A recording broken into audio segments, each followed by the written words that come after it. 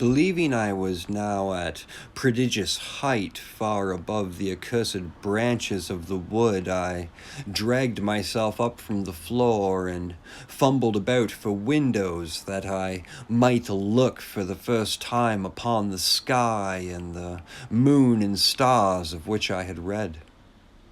But on every hand I was disappointed, since all that I found were vast shelves of marble bearing odious oblong boxes of disturbing size.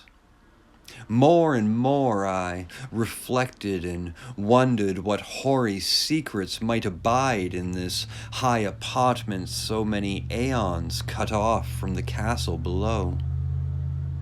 Then unexpectedly my hands came upon a doorway, where hung a portal of stone rough with strange chiseling.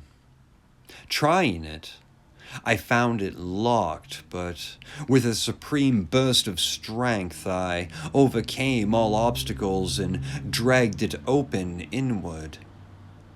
As I did so, there came to me the purest ecstasy I have ever known, for, shining tranquilly through an ornate grating of iron and down a short stone passageway of steps that ascended from the newly found door, was the radiant full moon, which I had never before seen save in dreams and in vague visions I dare not call memories.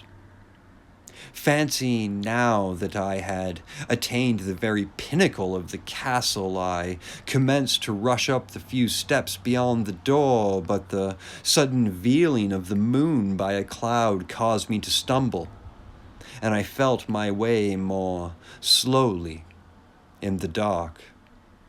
It was still very dark when I reached the grating, which I tried carefully and found unlocked, but which I did not open for fear of falling from the amazing height to which I had climbed. Then the moon came out.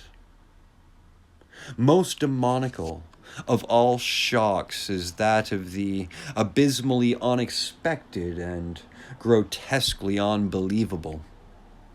Nothing I had before undergone could compare in terror with what I now saw, with the bizarre marvels that sight implied. The sight itself was as simple as it was stupefying, for it was merely this.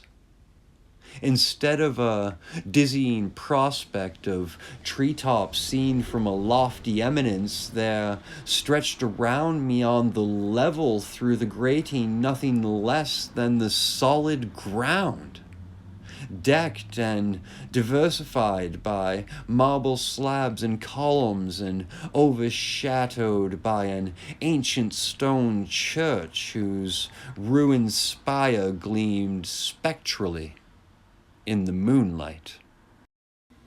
Half unconscious, I opened the grating and staggered out upon the white gravel path that stretched away in two directions.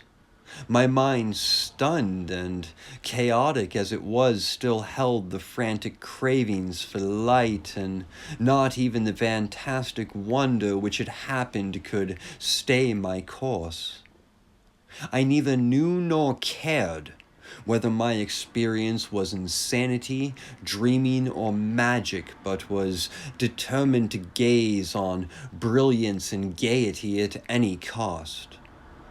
I knew not who I was, or what I was, or what my surroundings might be, though as I continued to stumble along, I became conscious of a kind of fearsome latent memory that made my progress not wholly fortuitous.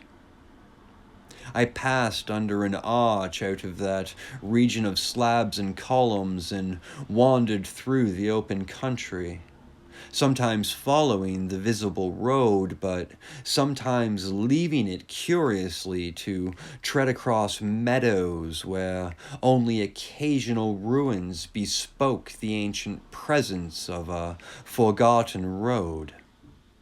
Once I swam across a swift river where crumbling mossy masonry told of a bridge long vanished.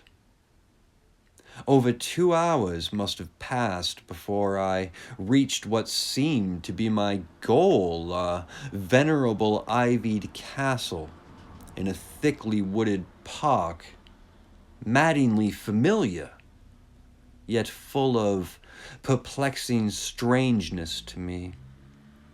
I saw that the moat was filled in and that some of the well-known towers were demolished, whilst new wings extended to confuse the beholder.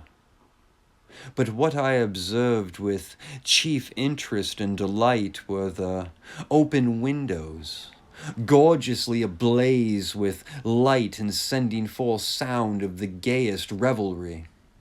Advancing to one of these, I looked in and saw an oddly dressed company indeed, making merry and speaking brightly to one another. I had never seemingly heard human speech before and could guess only vaguely what was said. Some of the faces seemed to hold expressions that brought up incredibly remote recollections. Others were truly alien.